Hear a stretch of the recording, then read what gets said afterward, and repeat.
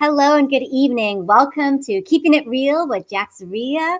And my name is Olivia Vo, your savvy social pro. I've been a member of JaxREIA since February 2021 here in Jacksonville Real Estate Investor Association, and really now to stepping forward in my service of helping them to perhaps brand, generate some awareness in this market and really showcasing all the amazing benefits of networking, building community connections, as well as educational resources that they can find locally here in our area. And so I'm delighted to be the host of the Keeping It Real series. Keeping It Real, it stands for Real Estate Education Applied Locally, because real estate is all about doing and not just reading and wishing and wanting. And we want to bring forward subject matter experts, actual people here who are making those real estate transactions happen. So stick around, because today we're going to be talking about short-term rentals and rental arbitrage. So if you don't know how to spell the word, it's okay. We've got it in the posting, how to spell arbitrage. And we're going to help you just really grasp an understanding what that entails. And there's so many ways to get involved with real estate. And, oftentimes people think that maybe they have to own the property. And we're going to be speaking today with Marcella Page, who shares her success of how she built a business with passive real estate income and generating a business for herself with rental arbitrage. And she didn't own any of the properties. So we're going to be sitting down talking to her. And, she is someone that I've gotten to know through the networking events that we do here at JaxREIA, and just a phenomenal person. She's a mom. She is a certified professional human services manager with a local DoD contractor here. And she is also newly licensed real estate agent with Watson Realty. So please, everyone, help me welcome Marcella Page. Hey, Marcella, how are you this evening? Hello, I am good. How are you? Fantastic. So glad that you made time in your busy schedule to be with us on this live interview. No problem at all. And arbitrage tears me up too. That word, it gets me almost every time. Awesome. I'm curious because, you're holding down like a full-time job. Like, how did you manage to create like passive income with real estate? I've always kind of had like a little side gig. I actually started out as a notary through one of my HR jobs. And I started doing a few loan signings with that. So I tapped into real estate doing that. And then when the pandemic hit, a lot of people were able to work remote. And because I was able to kind of schedule my day through work, I decided that I wanted to do something else. I wanted to become a full-time entrepreneur, essentially. So I did start out with trying to do credit repair. That was not in my cards. But I've always had a love for real estate since purchasing my first home. I just enjoyed the entire experience. So then I did discover rental arbitrage, and I figured that was a way to get my foot in the door with real estate and give me the opportunity to kind of be a landlord. So where we ended up. That's fascinating. And talk a little bit too about how you were able to relate your HR experience, because you helped a lot of, just staff and employees with relocation assistance. So how did that career come into play too? Yeah, so as a human resources professional, I noticed that a lot of times when I would make offers to people that were out of state, that would have to relocate to Jacksonville. I also have relationships with traveling nurses and things like that, and they're always looking for places to stay that feel like home. So oftentimes whenever I would try to acquire a unit, I would always make sure that they knew, one, that I was a professional human resources recruiter, so to speak. So that way, when I presented my business model, they know that, I'm legit. It's not just the stereotypical Airbnb party goers that they're probably used to. Excellent. And I find it interesting that you're able to like niche down to a very specific client and market, because sometimes I think with short-term rentals, Airbnb, it's such a huge, vast net. So how can someone find a way to participate and get their foot in the door? Well, to be honest with you, when I first started Airbnb, I didn't go in with the intention to say, I'm going to niche down. I'm going to have, this specific type of avatar person. What happened was, I don't know if I ended up being lucky, but, my guests were really good people. I had a few that, were a little off, but other than that, they were professionals. They were traveling from different states, and they were not just there for parties. They were there for business, or they were there for, to see family. So it was easy for me to recognize, with the help of my property manager. Shout out to Andrew and Melanie, and shout out to my friend Monica. They were excellent property managers for me. So oftentimes the clientele that I got from just being affiliated with those property managers were not just people that were looking to have a good time. So it didn't take me long to realize that when I'm acquiring these units, right, that I could utilize my professionalism and the job that I do in order to kind of set everything up. And then I knew that my property manager and the team that I had built would take off with everything else. I love that you're able to showcase your professionalism, your background in as an HR professional, as a recruiter, to get in front of property owners. Yeah. Excellent. And I really loved hearing your presentation, for JaxREIA. You've already been involved in so many different ways with us, with providing just like a masterclass series, and you really broke down how to go about seeking rental arbitrage opportunities. Can you talk a little bit about that, like how you discovered that method? Yeah. So again, I'm always on the internet.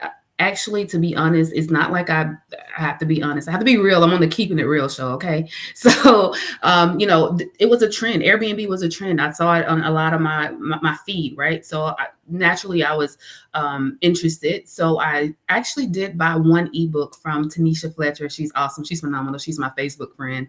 And it wasn't high cost. And I read through it, and I remember like emailing her, like, I think I'm going to do this. Like, and I had so many questions, right? But there's only so much a book can tell you until you put things into action. So when I finally decided, this is what I want to do, I want to see if I can do it. Let me see if I can get approved for an apartment. Like, that was the only thought I had. Like, if I can get approved for this apartment through corporate leasing, then that's half of the battle. And then it happened, and I was like, oh crap, like, oh wow, this is really happening. And then naturally I formulated a team. One of my good coworkers, Kelly, she is an interior decorator, and I was like, can you help me do this? And I was actually moving. I had just sold my home and purchased another one, and I was moving. I had so many things going on, and she was phenomenal. She hooked me up. She hooked the apartment up. And then I did get with the property manager. So although I was involved from the paperwork side, I wasn't involved. I knew that I had to have a team because I just could not do it all. And surprisingly, when we went live, I mean, there were hardly any times where I did not have any bookings. I love what you said just now, putting things into action. Mm-hmm. Yes. And also assembling a power team around you. Yeah. And who did you look for necessarily in a power team? Like, what kind of qualities were you looking for? Well, the scariest thing for me actually was the Airbnb platform. I did not know what to say to these people. I'm like, I don't know if I'm going to answer them correctly. What if I say something wrong? So I think the best thing that I did for me was hire that property manager who already had experience on the platform. I mean, they did everything for me. They helped me with the pictures. They helped me with setting my profile up and getting the description of my units up. They helped me with automating my messages. I mean, it was a lifesaver. So much so that after the first few months of me being a host, I actually took over like 3 months after, because I was like, okay, now I have a flow and how I need to handle things. And I quickly stopped because it was a lot trying to, with everything that I have going on, it was a lot trying to manage that. So I did decide to get another property manager after that. But at least everything was set up for me and I knew what to do because of my initial property manager. That's great advice. Sometimes we may not know something, so why not seek out a subject matter expert, a Oh yeah, resource? outsource, Saves you always time. outsource. Yeah. Yeah. That's great. And hire a coach. Like, don't be afraid to hire Mhm. someone that knows, a little bit more than you do in an area that you're wanting to learn.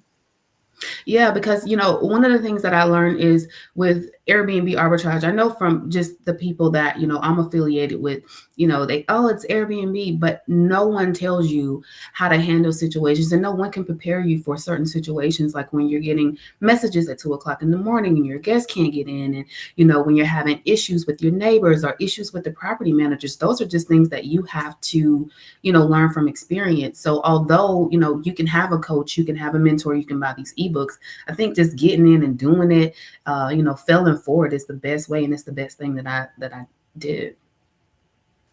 Failing forward. Awesome. And I'm wondering, because I know you've got kids, how did they see you with being involved with real estate? And you're taking a bit of a turn, right? You're developing your career further because now you've got your Mhm. license. And, talk a little bit about that, like how you get your kids involved, or do they ask questions with what you're doing? Yeah, my little lady, I always post about my daughter. She loves luxury anyway. So the minute that she saw that we were at a new luxury apartment and everything was new and there was pools and movie theaters, she was over the moon. She was, always with me whenever I had to go. If I had to do a cleaning, I would take her with me. Sometimes we would just go when there was no bookings and just go to the pool. Sometimes my friends would rent out the apartment and we would go over and hang out with them. So she was so involved. When I got the unit in Orlando, I mean, she was excited because they had a loft. So she knows and understands that mommy is in Airbnb. She has these apartments. So she's definitely on board with everything. And how many units did you end up having before you decided just to pause and pursue your license? I have 4. I had 2 here in Jacksonville. Initially, that started out as 4 in Jacksonville, but one of the biggest lessons I learned is scaling too fast. Oftentimes, again, we'll look at other people's success or we'll look at what other people are doing and we'll jump out too soon. And I'm not ashamed to admit that. I could have been okay with the 2 that I had, but nonetheless, I did have 2 here in Jacksonville. I had one in Orlando and then one in Texas as well. Wow, I didn't realize you had some properties out of state. I mean, what was that like? Oh, it was that was very stressful. That kind of led to my decision to end things. One, because you're already in the hospitality business, right? You want to, if I put my name on something, I want to provide a great customer experience, period. I don't care if I'm not, there every day, but if my name is on it, I want to represent that. I had a really great property managers. I had a great team. Like, I'm so blessed to meet so many great people that really want me to win.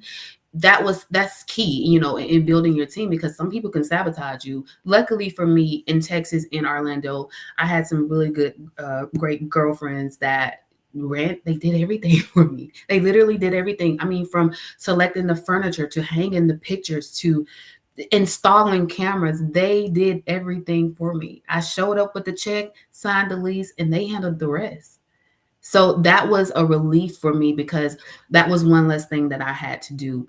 But ultimately, I'm still the one that has to deal with the landlords or, have that direct communication with the clients. So it was a little bit tough when you have a client that's in Orlando and it's, 11 o'clock at night or 2 o'clock in the morning. And, they're saying, they need something and I'm in Jacksonville and I have to try to figure out how can I get this to them, or they're in Texas and they're locked out the unit, and so that was a struggle for me.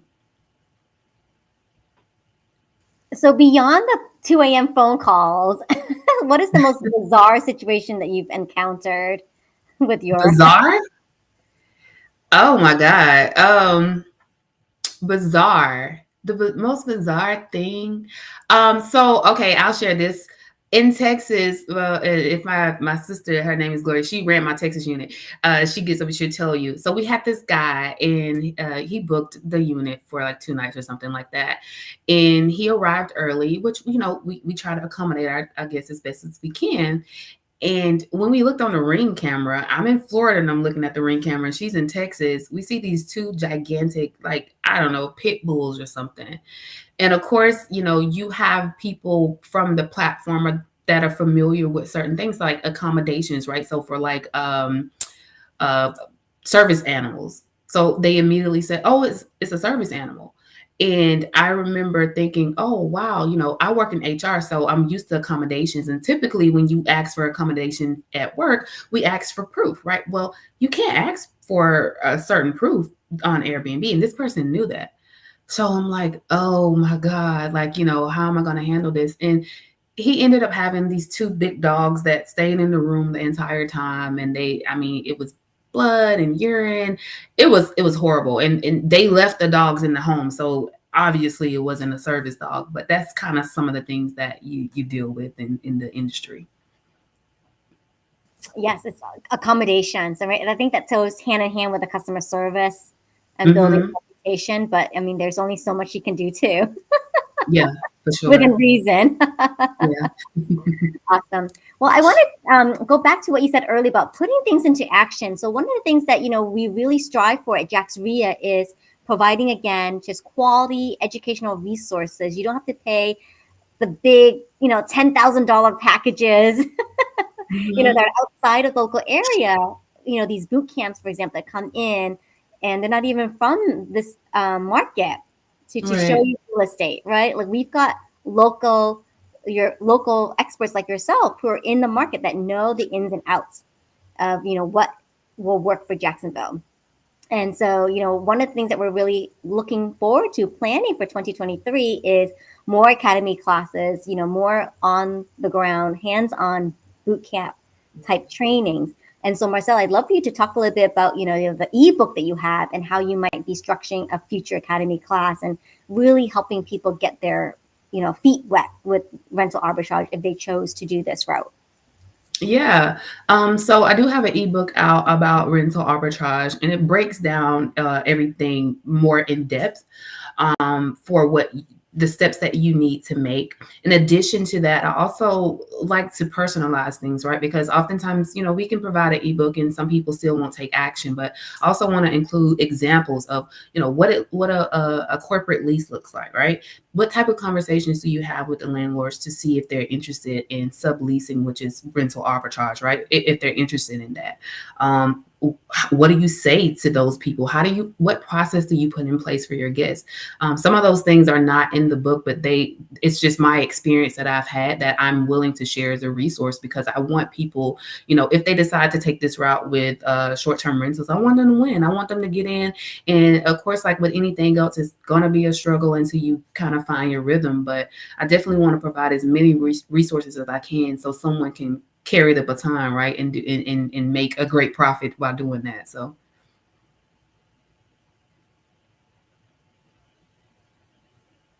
That's awesome, Marcella. Thank you so much. And I love the fact that we've got templates to work with, right? These are proven templates, messages that worked for you that we can actually practice and get really hands on.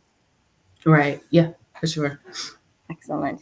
And this is interesting that you're able to capture all your knowledge and put it in a book. How long did this project take? It's always an unfinished project with me. I have so many things, so many things that I just need to get up and do. So it's to be continued. It's still not, in my eyes. It's still not finished. So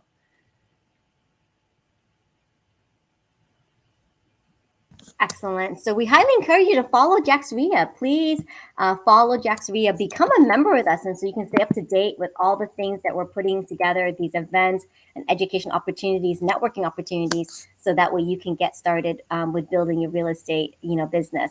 yeah, Marcella, I'm sorry. That's how we met, right? Through the JaxREA event. I went to I think it was a short term rental. I forgot the name of the company. Forgive me, but it was a really great event. I met so many great people. I mean, I met the president of JaxREIA. I've met, guys from Cash Geeks. I met different realtors, and a lot of people stayed in touch after leaving that event. I've been in touch with a lot of people. So joining JaxREIA was very beneficial. I actually just renewed, so I'm excited about some of the upcoming events as well. Yes, we met through Simply Dwell. So Simply Dwell is a Yeah. staging company, and they had offered us a luncheon, right? So we've got a lot of local partners who are affiliated with JaxREIA, corporate sponsors, for example, and they held us a luncheon where we got to network and meet each other and just discuss openly new ideas and visit their warehouse. I mean, they've got Yeah. a warehouse showroom. So we got to see all of that. And you never know who you're going to sit next to at lunch. Yeah. And we did it off right away, Marcella. I was not expecting to meet you, but glad I did. So. When we talk about real estate, I mean, there's no one certain profile, right? We all come in different backgrounds, experiences. There's no particular pathway for people. So I just find it so inspiring to hear lots of different stories. And that's why I really wanted to showcase, each of our members who are doing real estate on this live stream. And so what would you say to someone that was like on the fence still about maybe considering real estate, trying to fit it in, or thinking about becoming a member? I would say just do it. I don't, if I think about something constantly, it won't happen. I'm such a risk taker. I'm blessing and a curse. I'm impulsive. But when it's something that I want to do, I really get my hands involved in it. And, I'm still learning, I'm still growing, and I'm still not where I want to be. But I know that people may look at me and think, oh, Marcella's doing it. I want to encourage people like me to step out on faith and to network with different people. I mean, I'm from a small town in Georgia, and we didn't have a lot of resources. So it took me leaving my hometown to branch out in different places and meet new people, and started understanding different things. And I'm like, oh man, this is pretty cool. So one of my goals is to reach back out to my community, encourage them to do the same. So if I can do it, anybody can do it. That is well said, Marcella. Love it. Step out in faith. Yes, you never know until you do it. And that whole notion you said earlier about failing forward, that's so true. You got to, fail forward sometimes to learn the lessons and keep going. Mm-hmm. Excellent. So what's in store for you now? What are your, big, hairy, audacious goals? My big goal is, as you mentioned, I am a new real estate agent at Watson. So taking advantage of the JaxREIA platform to connect me with investors, right? So that way I can now assist investors in finding deals in the market. And also just, being able to assist people find living situation, all things real estate. That's my goal. Anything real estate, I want to touch it. I want to do it. Whether it's with an investor, a first time home buyer, if your grandma want to sell a house, I want to sell it. I want to help her sell her home. If somebody needs to buy a home, I want to be the person. I want to be the go-to person for real estate. I love that, Marcella. Awesome goals. Wonderful. And thank you so much for your time with us today. And we hope to see more of you. And if you're watching this, we hope that you got to see a little bit of Marcella's story, how she got started. And like she says, if she can do it, you can too. And she really wants to be that encourager for you. So please come to our next networking event meetings. We've got lots of holiday events planned for November and December. We'd love for you to come and join us and meet Marcella in person, meet myself in person, and so many of other members. And stay tuned with all the JaxREIA events for the upcoming year by going to our website. So this is the website address. It's jaxreia.com. All right. Have a wonderful night and stay tuned for next month. So we aim to go live on the first Thursday of every month with a new case study, testimonial, or interview like this with a subject matter expert. So mark your calendars for the first Thursday of every month at 6 p.m. Eastern. Have a great night, everyone. Thank you, Marcella, for your time. You're welcome. Have a good night. Bye-bye.